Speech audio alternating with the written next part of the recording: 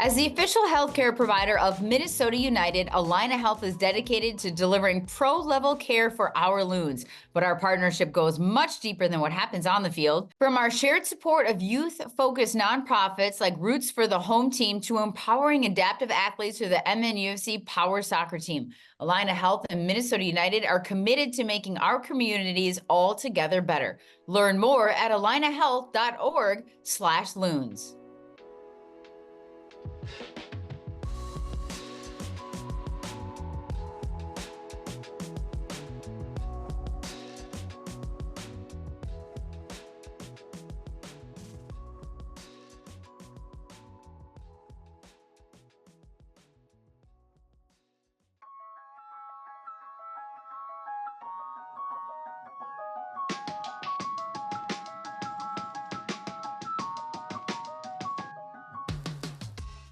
All right, everybody, welcome back to another episode of Sound of the Loons presented by Allina Health. And once again, I get to be joined by Sporting Director Khaled El-Ahmad, and I'm pretty sure I got that a little bit better by the 1,000th time I've said it. I know it's not going to be like you say it, but I feel like I'm trying not to overthink it. And how do you feel about it? I think, you're just at the club, you're improving. Yeah, exactly. Hey, I've heard it like 1,000 different ways. I feel like I have a complicated last name, but it doesn't get chopped up nearly as much as yours probably does. But thanks for joining me. I know you're on the road. I think one of the questions on my rundown I'm supposed to ask you is, is there a little downtime? And I'm not sure that you'll probably feel like there is any, because there's no rest for the weary. You got to jump right back on the wagon and get going. Yeah, no, definitely. After, losing against Galaxy, we then had end of season meetings with staff. But we've obviously been, continuing preparing for the new season, whether that's players or coordinating the preseason or talking about things we can improve internally. So no, that doesn't necessarily stop. So usually over the coming weeks and month, it ramps up quite a lot for me and the staff. When you look at your last year, because I mean, when you look at when the club officially announced that they had hired you, obviously you were still over in Europe. I believe the date was like November 8th that they, officially sent out the press release. So we're beyond a year of that announcement. When you look at this past year, do you have a couple like things on your sheet that you had checked off that you didn't check off? Did you, I'm sure you have, I feel like we talked about this when we first met before our first podcast about sort of a goal sheet or things that you short-term goals, long-term goals that you want to accomplish when you look at your first year. How do you rate it?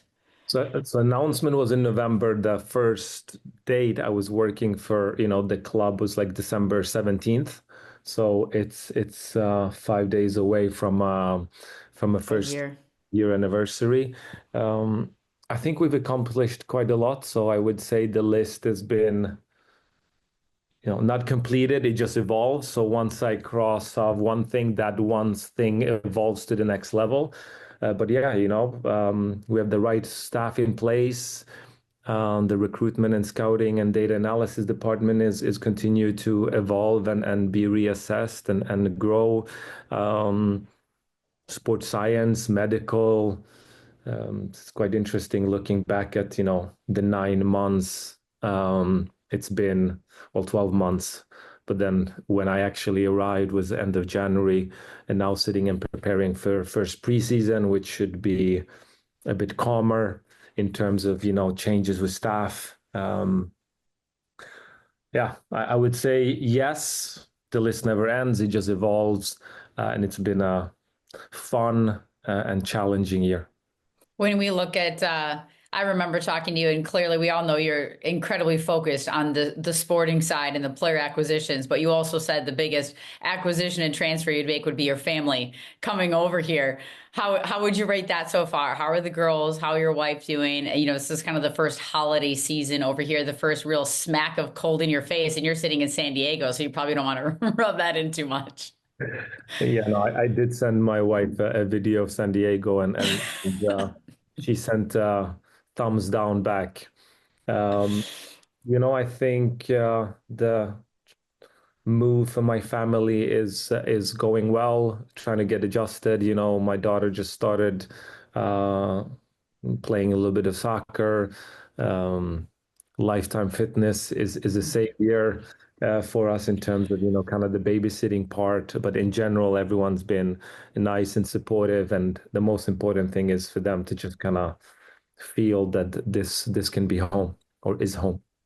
I know when I read Eric Ramsey's letter to the fans that he just posted online, I think it was just last week, maybe, he mentioned, the community and the club welcoming his family and he's got two young kids, his wife over here. So when you view that, and a lot of clubs, as you've been a part of several, talk about the importance of a family community in a club. And a lot of teams say that, but they don't always do it. Do you feel like that's an important aspect for you, for yourselves, for the players that you bring over? And do you feel like that's been fully, if your wife were to rate, where that's at for her move and everything else, how would that rate in your mind? I mean, I think top. I mean, including you, it's like that does mean a lot. So it's a really nice gesture. The flowers the club sent, the way the owners and Sherry and the colleagues, reach out to support. That's why I always say, like when you bring players over, you have to give them time. Like it is a big move for someone like me who's been doing it many times. It might be easier to adjust. So it's a side note to kind of really remember that there is a other side outside of the pitch that has to kind of come into place. I also think, I want that to be a little bit of a competitive advantage and kind of the signature of who we are as a club, family oriented, community driven with extremely high standards. And I think kudos to the ownership and Sherry and you and everyone in and around the club that really is embraced the new people, the change, the challenge, and make us feel at home. And we just want to continue evolve that and add to it. So yeah, so specifics shout out to you as well. Thank you. I wasn't looking for Oh, but that. I do want to say it. Hey, so let's get to the soccer piece of it. You're at the combine right now. When you look at what this team maybe needs at the end of the season, now that you had a full season under your belt, the roster changed immensely throughout the season, how it looked at the end versus how at the beginning. We talked about the middle. I mean, that's been sort of beaten to death, that middle stretch that you guys had to endure with Copa America, talking about depth, guys, changing positions. When you look at what are you looking for at the combine? What are you looking for overseas? What are you looking for the transfer windows? Free agents, which those lists all are out now as well within the league. And there are some people that think, the whole college soccer concept is dead, right? But you played college soccer, how much importance do you put on that versus homegrowns and academy players and things like that? I think in general, we as a club look at all different avenues to bring in talent, and there is talent everywhere. I look at college soccer as maybe third division in Sweden. There's always talent there. And you can even see it in MLS. There's always one, two, three players that do well that come from college. I think it's a mechanism we need to respect, and we treat it with respect. We do our analysis, video scouts. We have a pretty good idea of what it is that we want out of it. Our pick is late, so we'll see. But we are. I do anticipate us drafting players and bringing them into preseason and see how that goes. And then whether it's a homegrown, we look at that as well. We gave Luik the opportunity. You have Darius, you have Cage. Some of those players are gonna, have the ability to prove themselves as we go into preseason and the new season. At the same time, it's going to be tougher to get into the first team environment because there's more stability in the first team.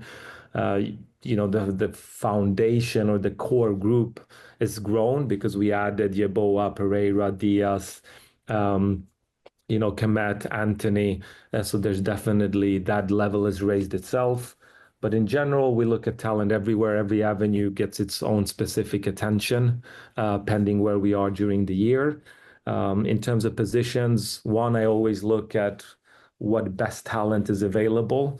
Can we take advantage of the market? If there's something there, we are always open to that. But I do see us focusing on midfield and continue to improve and the defensive part of our team. But again, if there's a good winger that comes up, I want us to have the flexibility to be able to act on it. But the number one thing I think, not I think, the number one thing I'm looking forward to provide to the club as we go into January is stability, which we didn't have last year. Don't forget this will be the coaching staff's first preseason. During the season, Eric came, so Cam, and then Eric came, and then Dennis, and then Foudry. Head of performance, Dan Bell, did a great job. Head of medical case did a great job. It was the first time for them in leadership positions. This whole year had so many new nuances to it. So now everyone got to know each other going into 2025, we all have a high expectations of what we can do together, regardless of the talent that comes in or leaves the club. So stability and the ability to kind of build on that foundation. The list just came out, right, about who was available selection in the expansion draft, which happened last night with San Diego, which I don't believe any of your players were picked up in that. I think they can select 5. But also which options are declined, which options are picked up, which players become free agents. Clearly, those discussions happen well before all of a sudden the final whistle blows on the final game of the season. But what were those conversations like? What goes into that? Who are involved in those discussions? And then sort of what's the process? Because it's tough to figure out who to protect, or it's tough to figure, when you're moving forward and trying to build. And this is the first preseason. This is the first off season for this group. I think, we try to be as transparent and collaborative across, top and bottom in the way I manage and speak internally. So we were quite aligned of what we wanted. You wish you could like in Europe, you don't have this mechanism. You wish you could protect all of them. I think that most of the players also understand if they don't get protected, it's just part of the mechanism. Like, don't read too much into it. I'm happy no one got picked because I'm happy with the core that we're bringing back. But yeah, we have conversations about what we want to do next summer. Like, it's not just focused on the next window. There has to be a continuous holistic plan and process in place to make sure we can improve every window. But I also go back, improvement does not mean new players. Improvement can also mean the way we train, the way we develop players. What does the academy do? What can we do in the second team? And can we also improve the players that we have? And then also, I mean, because some of the guys' options were declined, right? But that doesn't necessarily mean that they're not a part of the team for next year. It could mean discussions are ongoing, or, I don't know what everybody's contract looks like. But again, when you talk about transparency and you looked at maybe this core group, what were there any specific players? We can see the list of who you chose to protect or who you picked up the options, but somebody where you're like, we got to keep this guy because, it's crucial for what was the word you said, like the stability going into next year, like a Michael Boxall or, it's just like what goes into that discussion is not necessarily a talent level, but just personality, leadership, all the things combined. Yeah, and I think that's something from an external perspective, fans sometimes don't see or necessarily understand. They see a player and they make an opinion of that player, and then they go, you cannot re-sign him. Well, that's not the whole truth. Like, it's 34 times you see the player play, but their value could be immense for the group itself. We have a clear strategy from an age structure, how many, twilight players, which is 30 plus in various positions we want. So I really try to stick by that. That will not change. So there will be tendencies for us to continue get younger from a squad balance perspective, but that also means we cannot be too young. It has to have some peak age players. So there's a set squad balance structure that I kind of base the initial squad building on. But then there's a lot of conversation with the coaches and go, okay, who is really important for for the culture, who can develop the young players, what young players, maybe he doesn't play much, but he's fantastic in training because he gives that energy. That kind of what I call a bit of a gray area that you don't necessarily see during the game. We talk a lot about to make sure Okay. the culture in the locker room also grows. Okay, so a question on that, just because people that might be listening to this is what kind of conversations do you have with those players then? Because they're clearly phenomenal in training. They certainly bring a level of talent and energy and whatever it is that you're talking about, right? They're checking off boxes that they're not necessarily on the first team, they're not necessarily on the pitch, but they bring something to training. But maybe that player thinks, I can go somewhere else and I can actually play. How do those conversations would go with some of those players that are like practice players? They're not really labeled that, but you know what I mean? And they have aspirations for what they want to be doing. How does that work? Yes, I think just because they're great in training, I think it's very important that no one is labeled the practice players because Exactly. Yes. every player we bring in, whether it's into the second team or the academy in the first team, is with the goal to play for the first team. Um,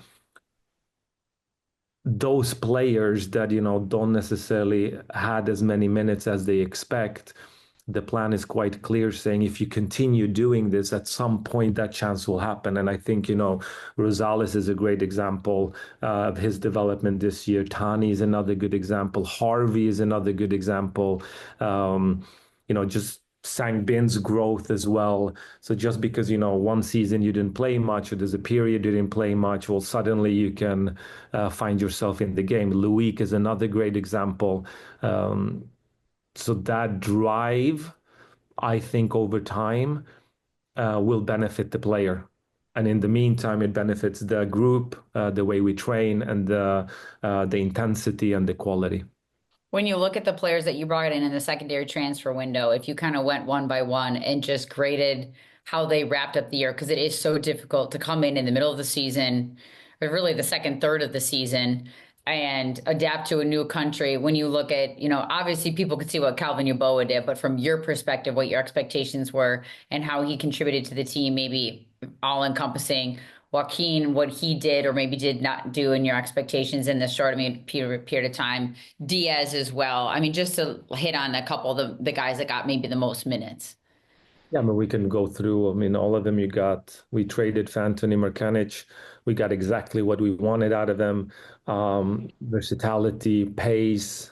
When he did get the chance to play, he showed exactly, what he can add to the team. So really happy. Hence, we want him, picking up the option for him to stay.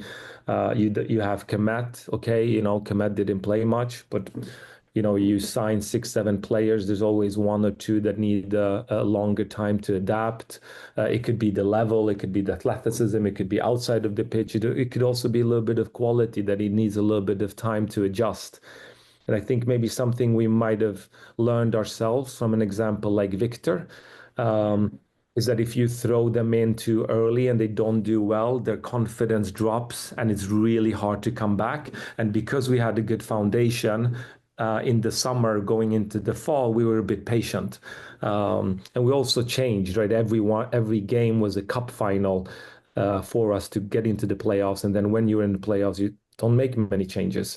But Komet's super professional, provided what we want as we go into the new season. It's a clean slate, and it will be up to him, to compete and break into the squad. And if he doesn't, then it's a different conversation. But that's the same for everyone.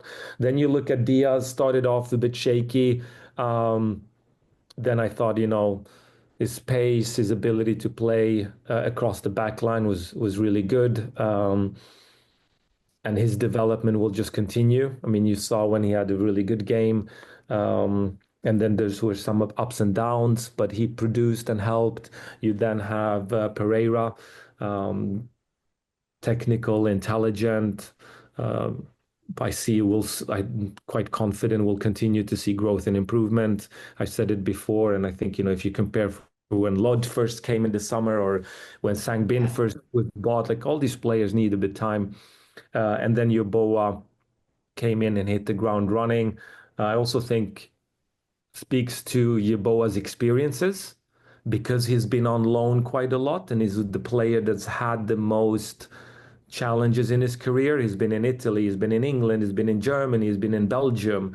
So he probably was more suitable for this change, while Pereira mostly in Argentina, Diaz mostly in Colombia, same with Kemet.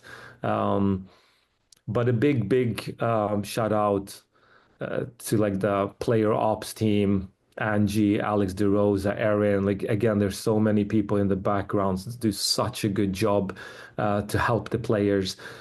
Also, credit to the players. I said it in the beginning. There was so much focus on what we're going to do in the summer. And I always said it's the players that we have that will carry the team. And they did. Those are the players that had a really good spring. Even though we struggled in the summer, they were still around and, you know, created some sort of stability and training, and then coaches. So I think it's a combination of things that went the right way.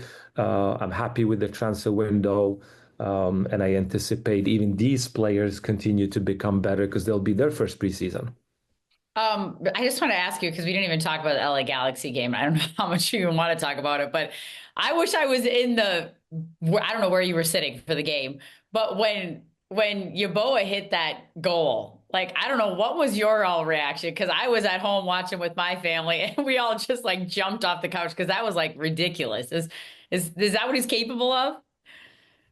I mean, I think Kelvin throughout his first months, his qualities, but even Kelvin's gonna have to, continue to improve because next season people know who Kelvin is, and it's not gonna be as easy, and it's about the little details and continue to working hard. But he definitely, scored a nice goal. And the Galaxy in itself, the game was interesting because we were quite confident that we had the chance, that we were a good matchup. It caught up to us that we maybe didn't have the same stability and connections within the squad. So when we got pulled apart, I do think played its part because if you look at that 3 week period, Dane wasn't there, neither was Rosales, neither was Boxall, neither was Harvey, neither was Laud, neither was Pukki, neither was Tani. So essentially 6, 7 starters. So we couldn't train and prepare for the Galaxy game properly. And then they all arrived on Thursday and then bang, get on a flight and play Galaxy. So to win a Western Conference semifinal game, everything has to be perfect. And unfortunately, in a sense, it didn't go our way, but people could see, we go down early, but then 1-1, 2-1, then 3-1, then we come back 3-2, and it was close-ish, but ultimately Galaxy deserved it because they won.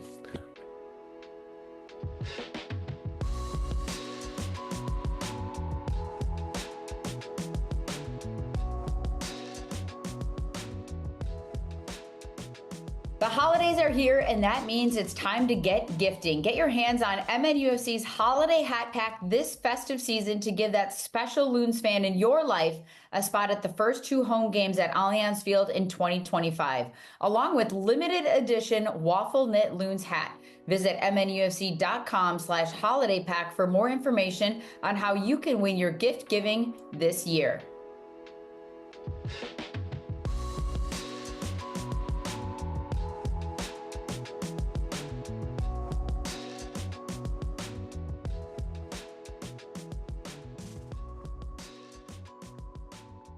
I wanted to ask you quickly about a couple other guys because you just hit on some of the transfers, but also you also hit on Rosales and just the season that he had.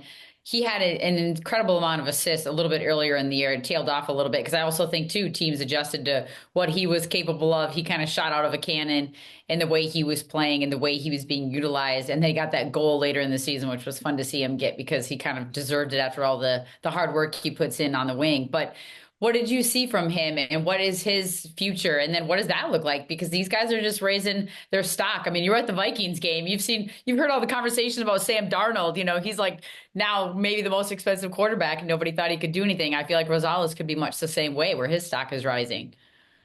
I think consistency, maturity for Rosales, embracing the role, becoming more of a professional. and the work he puts in. But again, if you want to take the next step, he's gonna have to take care of even more individual details, be even better. Um, he'll be playing against players like Peck at one point, even more consistently at one point if he makes the move. But he signed a new deal. We're happy with Joe being with us, and whether he moves or not, we will see. He just has to continue to focus and improve every day, and he has the capabilities to move abroad. But at the same time, like MLS is a high level. Why would you move abroad?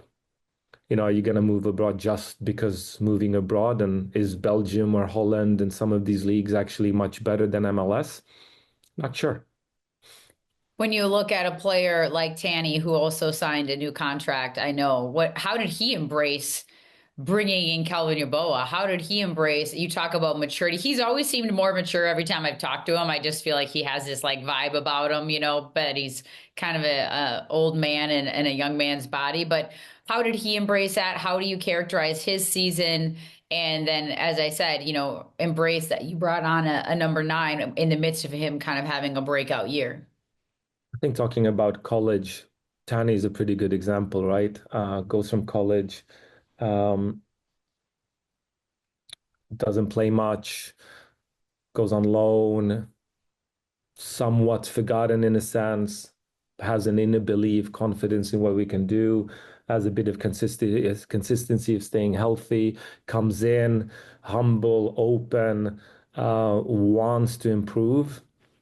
And our environment, in my opinion, will benefit those type of players. And he just grabbed it and never looked back. So big credit to Tani. Um, and I think good players want to play with good players. You know, Tani wants good competition, so is Kelvin. And like if you want to play at this level, you should never shy away from any type of competition. It's not going to get any easier if you want to go on to an even higher level. Um, and then for Tani, maybe the combination with, being called up to Canada is great, but at the same time, he was gone a lot. So maybe he didn't have that consistency to train, etc., which he did have in preseason and then during the spring before he actually exploded. We're really happy having him and look forward to him, continue remembering where he came from and just working hard and developing. And yeah, I'm excited. And then just on the coaching staff, was there anything about Eric Ramsey that maybe surprised you? Because it was his first head coaching job. He was thrown pretty much everything but the kitchen sink in his first year because of the way the roster, the season, the absences, the international call-ups, all those things. Was there anything that surprised you, or was it exactly what you knew you were going to get from him? And what's the future for him as far as what do you think his capabilities are? Like sky's the limit, same thing. So first, the hiring process, as you know, we took our time.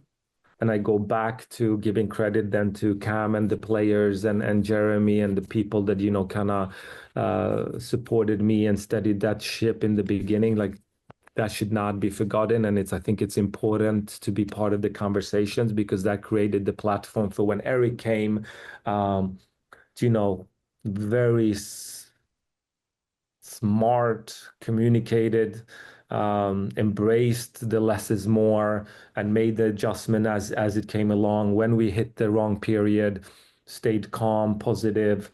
Um, but I was quite confident that when I hired Eric and Dennis and had Cam, and then we brought in Tom Fowdry, and I was quite confident in their abilities. So I hope I don't come across as arrogant, but like they delivered what I expected. And at the end of the season, I said, okay, guys, this is great. It could be perceived as one of the second most successful season in club history. But the working environment, that's normal. Like we've just reached our foundation. Now we need to work really hard um, to continue to improve. And it's a privilege to get to Western Conference semifinal. Might not happen next year, but are we still improving? Are we getting better? And for Eric and all the staff is Can you continue to improve 2025 and then 2026 because you want that consistency? Uh, does he have the capabilities to go to the next level? Just like I do with players, I would like to bring people to the club that I believe all have potential um, to continue to improve. But again, why not stay in Minnesota for 5, 6, 7 years if it's the right fit? Next level does not mean I have to leave Minnesota because I do believe in the growth of our club and the league. But he does have the traits, speaks languages, communicates really well, connects with the players. And just like the players, he's very well aware that he can and wants to and will improve himself and the environment. So very happy and then thankful to him and his family, but also to Dennis and Tom and Cam, for everyone to kind of believing in the culture Sherry and I are trying to build at Minnesota, or are building, not trying, are building. When you look at, and then just like two more questions, because I'm sure you got to hop over to do something else. When you look at that, and I want to ask you quickly about tactical, because I don't know how much conversation influence you have, like on any given week, on what happens in a game, how the team chooses to play, the tactical formation they put out there, what adjustments, all those kinds of things. I mean, everybody I feel like is different when it comes to sporting directors and coaches and everything. Clearly, you have an idea when you hire people and you bring certain players in and certain philosophies and styles and all that. But I did sit by you in the Real Salt Lake game, and I can, just like any fan, you're yelling certain things like that as a fan of soccer. So how much conversation does that happen during the week, maybe, and the tactical ideas that go into each week, each game, each month, each season, like with Eric and staff? So first, my watching a game. The beauty of it is that you have to let yourself accept and sometimes enjoy the emotions. Um, but when it comes to feedback and talking about tactics, there's always, an analytical approach. I do look at the details. We do pre-game and post-game analysis that is, not provided by Eric or the staff, but it's a completely kind of objective approach. And it depends. It depends. Sometimes I do have the conversation with Eric, sometimes I don't. Like the coaches are hired for a reason. I have full trust that they can adapt and develop the team. My job is to kind of support them, challenge them, at times create the tension points to see that we can improve. I, the one thing I look for is like stylistically, are we heading to what we are? I don't care really if it's a 3-4-3 or 4-4-2 or 5-3-2 or 5-4-1. It's Eric's job and it's the coach's job and it's the players that we have available, right? So in June, beginning of the season, we played this way. Well, then during June, I think it was time where like 11 players are gone. Can't high press when half of the team is gone. Then after the transfer window, certain things adapted, so we changed. I think that's been a little bit of our strength and something I like. I can have the conversations, but it's the coach's decisions. I try not to micromanage. I am curious at times. I do ask questions. We have a very good dialogue. But the coaches decide on kind of the formation and the lineups. But I do speak and I do look and make sure it just kind of aligns with our style. But there's so many factors you have to take into account that sometimes we can't even control. And then just lastly, when you look ahead to 2025, and we still have a chunk of 2024 that's pretty busy here over the next few weeks for you, but when you look ahead, what excites you the most about where you currently sit, what you're looking at for the next season and beyond in this club? Like what excites you the most when even after that loss and you're taking the plane ride home that you're already thinking, okay, that wasn't how we wanted to go out, but I'm really pumped for this coming up around the corner. Uh, okay, was not happy the way we lost. I don't think anyone was, but what a learning experience if you ever find yourself in that situation again. it was the first playoff game for Diaz, first for Kelvin, like a lot of players, first for the staff. So, you have to look at it from what can I learn and how I can continue to improve. And I think what I'm most excited about is to continue cooperate with Sherry and the ownership and my colleagues to see how we can together continue to evolve. And hopefully, I do believe if you do the right things over time, you will get results. But again, don't forget, we might be growing, but then you have 29 other teams that are growing, and some might grow at a faster rate than we do, whether, it's by luck or financial changes. I'm quite confident that where we are as a club, we will continue to improve, and I'm really looking forward to that, as well as doing it with my colleagues. I'm looking forward for my family to settling into it even more. Um, and a new season, new hope, and see where it takes you. Yeah, and also grateful to be in this situation and be able to be part of leading Minnesota United.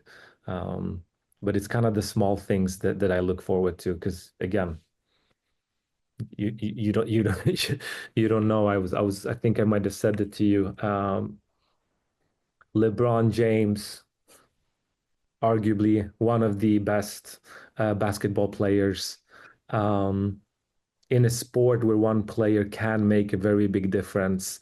Gone to teams where we've been usually surrounded by top players. In 21 years, he's won 5 times. So Right. 16 years of grind and grind and grind. Um, So I would hope in 2025 we actually enjoy the process, and when we get success, we enjoy that and don't just take it for granted. Real quick, Kyndra, for you, Yeah. thank you. Always a pleasure. Happy holidays for the people that had patience enough to listen to our conversation. Same thing for the fans and everyone. Thank you. Uh, you've been absolutely amazing, and people really need to know that, and hopefully they feel and believe how much we think it's important. The open practice with 4,000 people showing up when it's cold, absolutely amazing. This is like it's top level, top world class level, if that analogy makes sense. So thank you, and keep supporting the team through ups and downs. Happy holidays. Awesome. Happy holidays. Enjoy your little bit of a break. Tell the family I said hello, and we'll talk to you soon. Yeah, thank you. All right. Bye. All right, everybody, tune in next week. Another episode of Sound of the Loons. Next week, it's Sherry Ballard joining me to talk all about 2024 and a look ahead to 2025.